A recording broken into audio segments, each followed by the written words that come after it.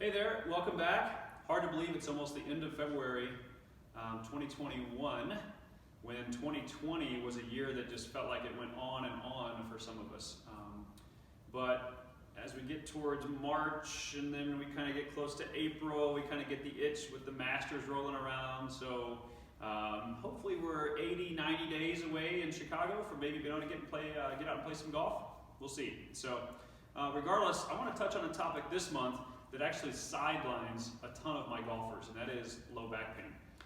If you're an individual who has a cycle of sit at work all day, play golf, and then take Advil to mask the pain, and then you sit all day at work, and then you play golf, and then you take Advil, then you sit, golf, Advil, you see the cycle, this is for you. Or if you're somebody that has a previous history of low back pain due to some trauma or some kind of previous surgery, this is definitely for you. So I want to touch on a couple causes of low back pain, maybe 2 or 3 causes, and then a couple treatments we can look at as well this month. So a couple things to consider. For those of you that do have the unfortunate situation where you sit a lot at work, if you can see how your posture starts to round when you're at a laptop, and your chair actually matters that you sit in.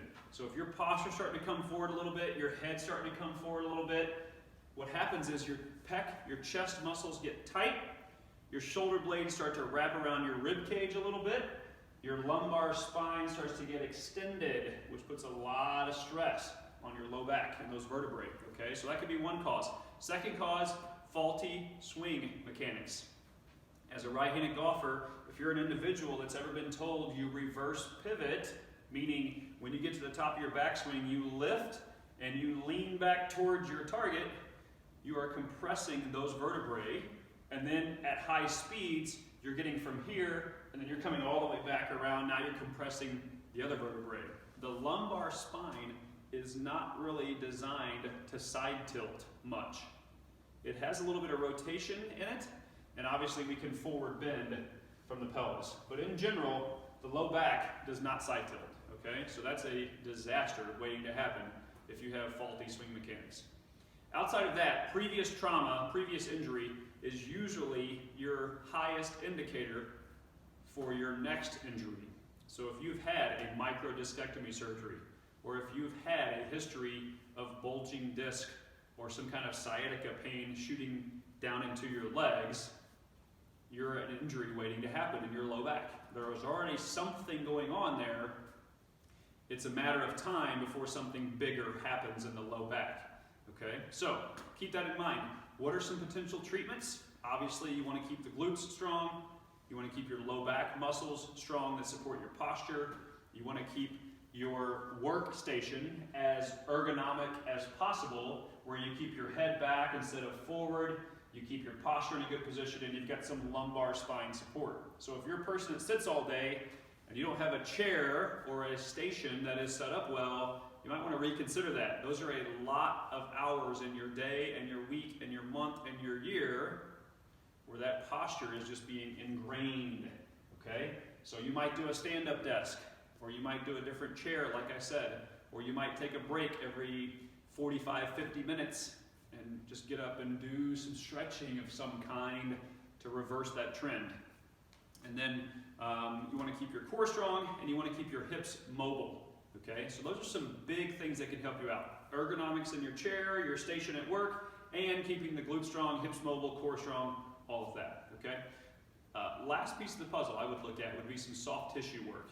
If you have changed your workstation, you've done all those things I'm talking about with your core and your glutes and your hips, and still not better, I would definitely shoot towards some soft tissue work. Looking at, are your hips out of whack, meaning one is like a little bit higher or out of position. It can happen side to side. It can also happen rotationally, meaning your hip might have rotated forward a little bit. Obviously, that's going to cause some problems in the low back. So, and then the last thing that you would want to consider is some kind of surgery. You are not guaranteed with a back surgery that it will go well, meaning the recovery will go well. There is a likelihood of infections. There is a likelihood that they could actually, unfortunately, do some further nerve damage if they were to hit something. And you have potential for long-term, drawn-out rehab process. So don't do a back surgery unless you have had maybe 2 opinions, maybe even a second MRI, and that is the only route that you think is going to be viable for you. So just a big topic, I know, and a lot of golfers deal with it. I have at times some back pain, but it's not from my golf, it's from a previous injury when I was in high school. So I deal with back pain, I get it. But if you're in that cycle of sit, golf, Advil, you're going to have to do something different. I would advise warming up before you play first and foremost, some stretching while you're playing, and then obviously some kind of post-round and some kind of regular strengthening of the glutes, hip mobility work, core strength, some thoracic spine, that upper and mid-back mobility work. So something to also change your posture during the day, okay? All big things to consider. If you're suffering from low back pain and we do not work together, let's get it figured out. We have been extremely safe in what we're doing at Body in Motion. We've had 0 cases of COVID come out of here since May 29th, 2020. So we're going on 3/4 of a year where we have not had a single case of COVID come out of here. We have a distinct 2 sides to our gym now. We have the side I'm standing in, we have a dividing wall, and we have another 2,000 square feet on the other side of the gym. So if somebody else is training while you and I would be working together, we can work around them. We have room to spread out. We only have 3 employees here at Body in Motion. So it's not a big deal, okay? It is a big deal, but what I'm saying is it's not a big deal in a sense of it's easy to spread out here, okay? So, and then outside of that, if you would like to do a physical evaluation and you want something to be doing at home or your gym that you're a member of, happy to do it. And then the last resort, I am doing virtual coaching with several people. So if that's something you want to do, let me know. All right, my information is always below.